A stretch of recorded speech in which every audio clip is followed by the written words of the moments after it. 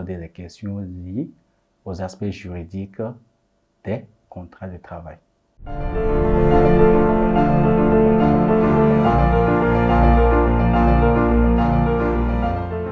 Le contrat de travail, généralement, est un accord entre un employeur et son travailleur. Donc, juridiquement, le contrat de travail démarre dès qu'il y a consentement entre les deux parties. L'ordonnancement juridique au Burkina Faso prévoit plusieurs types de contrats. Mais les contrats couramment rencontrés, ce sont généralement les contrats à durée déterminée et les contrats à durée indéterminée. Disons que ces deux contrats sont précédés par le contrat de travail à l'essai. Voilà, il y a le contrat de travail à l'essai qui permet aux deux parties de tester l'autre. On a aussi le contrat à temps partiel. Oui, il y a le contrat intermittent qui est un contrat du genre CDI. Lorsque le contrat n'est pas formalisé, c'est-à-dire automatiquement, le contrat verbal automatiquement se transforme en un contrat à durée indéterminée. C'est un CDI. Demander la pièce d'identité d'un travailleur, c'est normal. Voilà, parce que ça nous permet au moins de pouvoir l'identifier, comme on le dit. Mais ça ne couvre pas juridiquement l'employeur.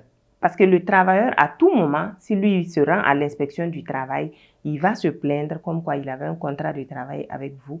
Automatiquement, c'est l'employeur qui paye les frais. L'erreur courante, généralement, que les employeurs font, c'est de ne pas préciser de façon claire les tâches que l'employé aura à exécuter. Parce que généralement, quand vous prenez les contrats, on peut mettre un titre de base. Par exemple, c'est un contrat, il est comptable.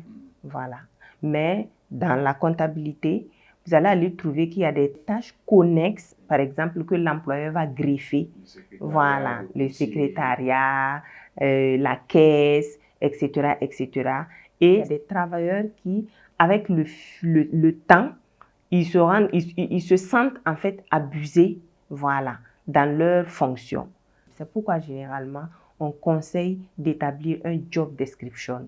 Une fois que le travailleur est déclaré au niveau de la CNSS, il lui octroie une certaine garantie et une certaine sécurité dans le cadre de son travail. Par exemple, en cas d'accident de travail, l'employé est sûr d'être pris en charge. Si l'employé n'est pas déclaré à la caisse, ça constitue un risque. Le travailleur ne sera pas pris en charge par la CNSS et dans ce cas, les dépenses liées à un cas d'accident de travail ou de maladie professionnelle reviennent à l'employeur qui est obligé de les supporter. Voilà.